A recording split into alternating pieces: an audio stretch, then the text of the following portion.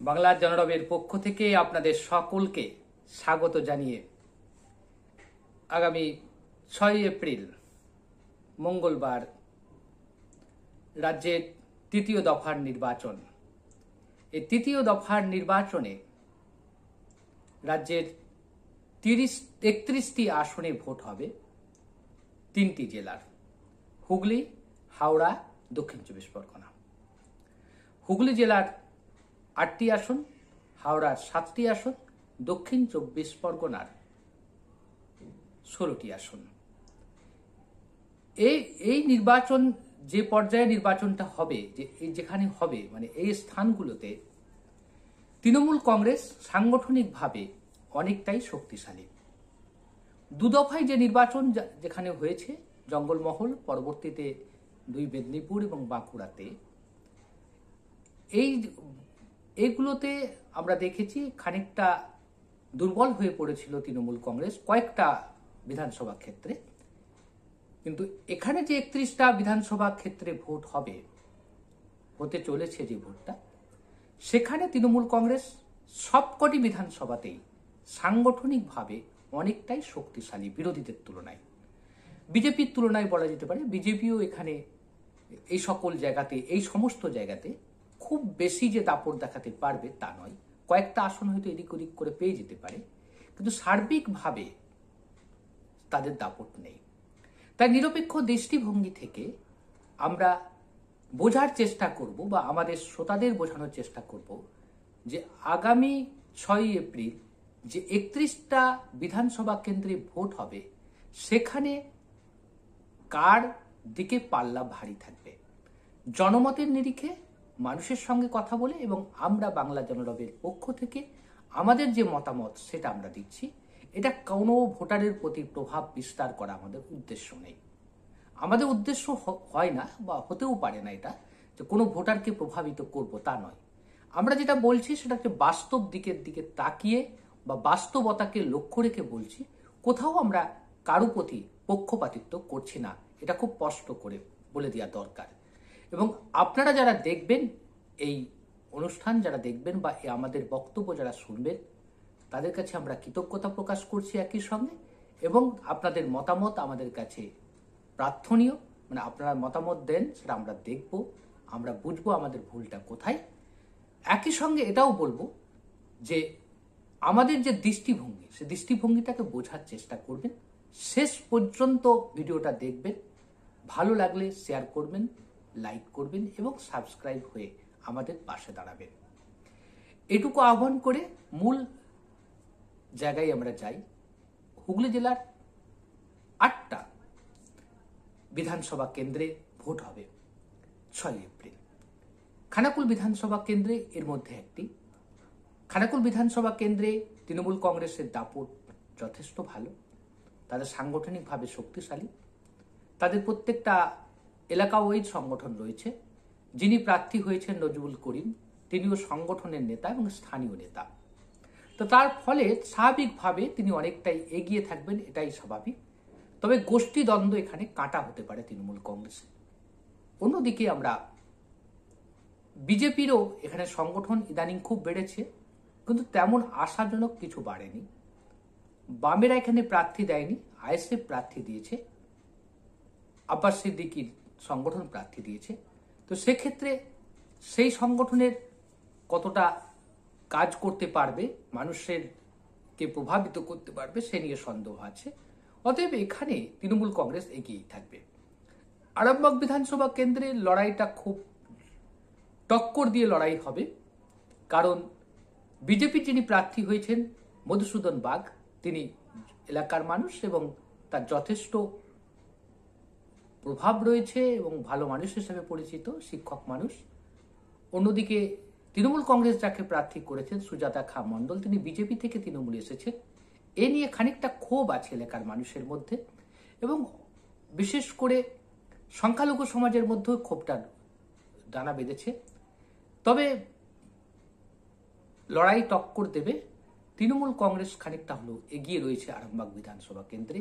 গোঘাট বিধানসভা কেন্দ্র একই অবস্থা, মানুষ মজুমদার এলাকার মানুষ না হলেও, বাইরের মানুষ হলেও, সপ্তম গ্রামের মানুষ হলেও তিনি এলাকার সঙ্গে যোগাযোগ রেখেছেন নিবিড়, ফলে তিনিও এখানে এগিয়ে রয়েছেন। পুরসুরা বিধানসভা কেন্দ্রে 2019-এর লোকসভা নির্বাচনে 28,000-এর বেশি ভোটে এগিয়েছিল বিজেপি। স্বাভাবিকভাবে এই বিধানসভা কেন্দ্রটিকে উদ্ধার করা তৃণমূলের কাছে চ্যালেঞ্জ হয়ে গেছে। বিজেপির প্রার্থী হয়েছে বিমান ঘোষ, তিনি এলাকার পরিচিত নেতা এবং আরামবাগ এর সাংগঠনিকভাবে জেলা সভাপতি। তো বিমান ঘোষের সঙ্গে তৃণমূলের জেলা সভাপতি দিলীপ যাদবের লড়াই দেখার জন্য মানুষ উন্মুখ হয়ে রয়েছে। কার দিকে পাল্লা ভারী যদি বলা হয় তাহলে বলবো যে বিজেপির দিকে এখনো পাল্লা ভারী আছে পুরসুরা বিধানসভা কেন্দ্রে। তারকেশ্বর বিধানসভা কেন্দ্রে তৃণমূল কংগ্রেস একছত্র আধিপত্য দেখাবে, যদিও স্বপন দাশগুপ্তর মতো মানুষ এখানে প্রার্থী হয়েছেন, যথেষ্ট তিনি জ্ঞানী, বুদ্ধিমান, বুদ্ধিজীবীদের মধ্যে পড়েন। তো সেই মানুষটি এখানে প্রার্থী হয়েছেন ঠিকই, কিন্তু তৃণমূল লোকাল প্রার্থী, স্থানীয় প্রার্থী রামেন্দ্র সিংহ রায়ের দৌলতেই অনেকটা এগিয়ে রয়েছেন। ধনেখালি বিধানসভা কেন্দ্রে তা উদ্ধার করাটা চ্যালেঞ্জ হয়ে যাবে অসীমা পাত্রের কাছে। যদি উদ্ধার করতে পারেন, যদি গোষ্ঠীদ্বন্দ্বকে ওভারকাম করতে পারেন, করে যদি ভোটে লড়েন, তাহলে অবশ্যই সাধারণ মানুষ তাকে সমর্থন দেবে এবং তিনি জিতে আসবেন। কিন্তু যদি না পারেন তাহলে এখানে বিজেপির সম্ভাবনাটা বেশি বলেই মনে হয়েছে।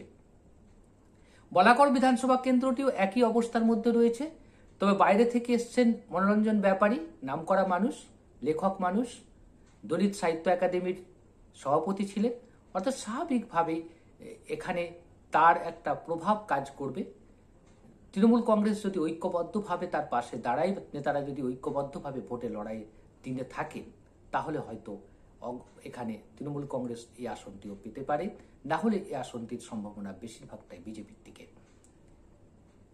জাঙ্গিপাড়া বিধানসভা কেন্দ্রটির দিকে যদি তাকাই, এটা তৃণমূল কংগ্রেসের গড় হিসেবে পরিচিত, যদিও এটা আব্বাস সিদ্দিকীর বাড়ি এখানে পড়ে, তবুও বলা যেতে পারে যে এখানে তৃণমূল কংগ্রেসই এগিয়ে রয়েছে।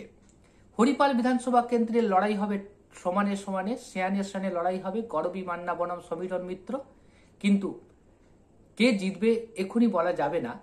তবে পাল্লা ভারী খানিকটা হলেও তৃণমূল কংগ্রেসের দিকে থাকলেও কিন্তু গোষ্ঠীদ্বন্দ্বকে ওভারকাম যদি তৃণমূল কংগ্রেস করতে পারে, তাহলে কিন্তু তৃণমূল কংগ্রেসের পক্ষেই এই আসনটি যেতে পারে। হাওড়া জেলার জগৎবল্লভপুর আসনটি, এই আসনে গতবারের বিধায়ক ছিলেন আব্দুল গনি, বিচারপতি, অবসরপ্রাপ্ত বিচারপতি আব্দুল গনি, তাকে এবার টিকিট দেওয়া হয়নি, সীতানাথ ঘোষকে টিকিট দেওয়া হয়েছে। তো তৃণমূল কংগ্রেসের পক্ষ থেকে ভালো মানুষ, এলাকার জনপ্রিয় মানুষ, ভালো সংগঠক। তো অন্যদিকে আইএসএফ অর্থাৎ আব্বাস সিদ্দিকীর সংগঠনের পক্ষ থেকে এখানে প্রার্থী দেওয়া হয়েছে, অর্থাৎ সংযুক্ত মোর্চার প্রার্থী রয়েছে। আব্বাস সিদ্দিকীর এখানে খানিকটা সংগঠন রয়েছে, ফলে মুসলিম ভোট কোন দিকে যাবে, মুসলিম ভোট এখানে একটা ফ্যাক্টর, মুসলিম ভোট কোন দিকে যাবে তার উপর অনেকটাই নির্ভর করছে জয় পরাজয়টা। এর পরের যে বিধানসভাটা আছে উলুবেড়িয়া উত্তর এবং উলুবেড়িয়া দক্ষিণ, এখানে কোনো মতেই বিজেপি খুব বেশি ঠেক পাবে না, অর্থাৎ তাদের সংগঠন সেই অর্থে নেই, অধিকাংশ বুথেই হয়তো এজেন্ট দেওয়ার ক্ষমতা তাদের থাকবে না, বা সব বুথে তারা এজেন্ট দিতে পারবে না বিজেপি। সুতরাং উত্তর দক্ষিণের কল্পনা করাটাই ঠিক নয়, উত্তর দক্ষিণ উলুবেড়িয়াটাকে কল্পনা করাই ঠিক নয়। এরপরে আছে উদয়নারায়ণপুর বিধানসভা কেন্দ্র। উদয়নারায়ণপুর বিধানসভা কেন্দ্রতেও একছত্র আধিপত্য দেখাবে তৃণমূল কংগ্রেস। আমতা বিধানসভা কেন্দ্রতে ত্রিমুখী লড়াই হবে, বিজেপি, সংযুক্ত মোর্চা এবং তৃণমূল কংগ্রেস। সংযুক্ত মোর্চার প্রার্থী অসিত মিত্র, দীর্ঘদিনের এমএলএ এখানকার, অত সুতরাং লড়াই এখানে হবে।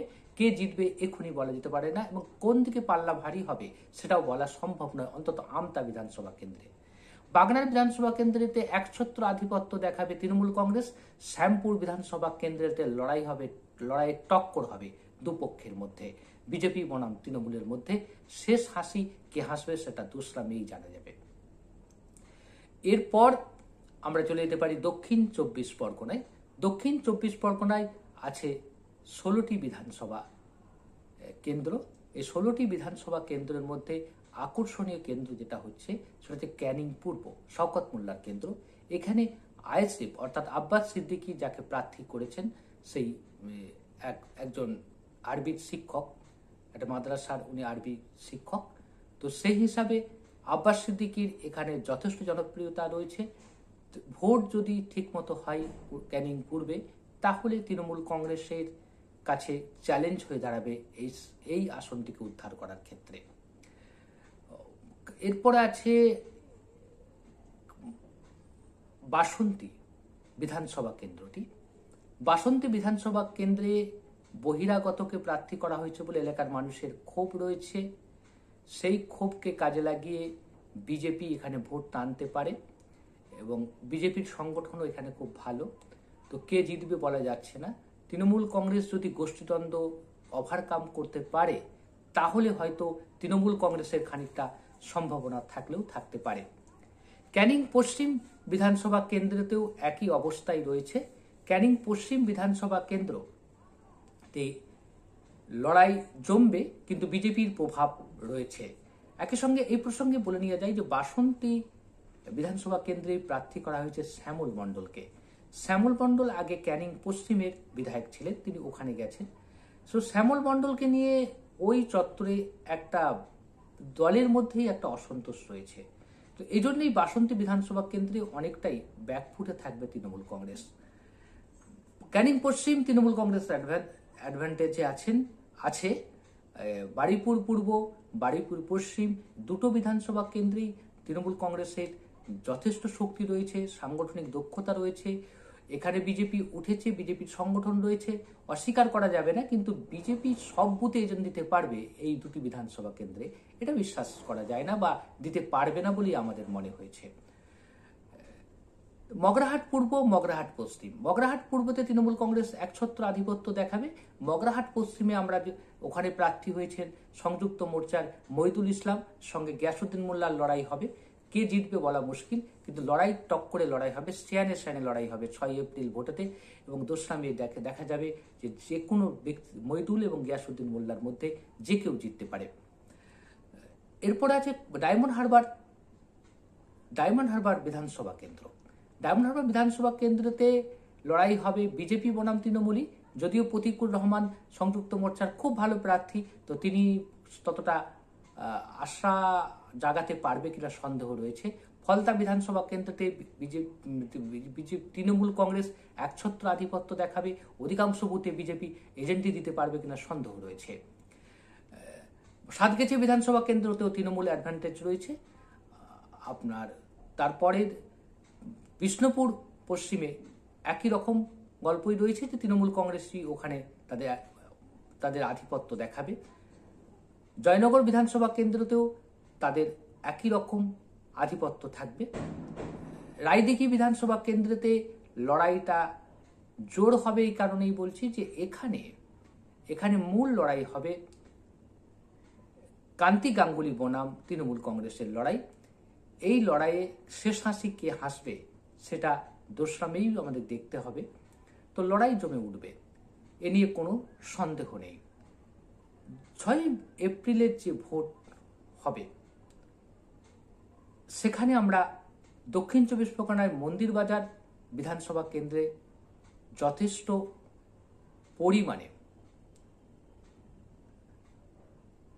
তৃণমূল কংগ্রেসকে লড়াইয়ের ময়দানে তাদেরকে থাকতে হবে এবং এখানে বিজেপির প্রভাব অনেকটাই বেড়েছে।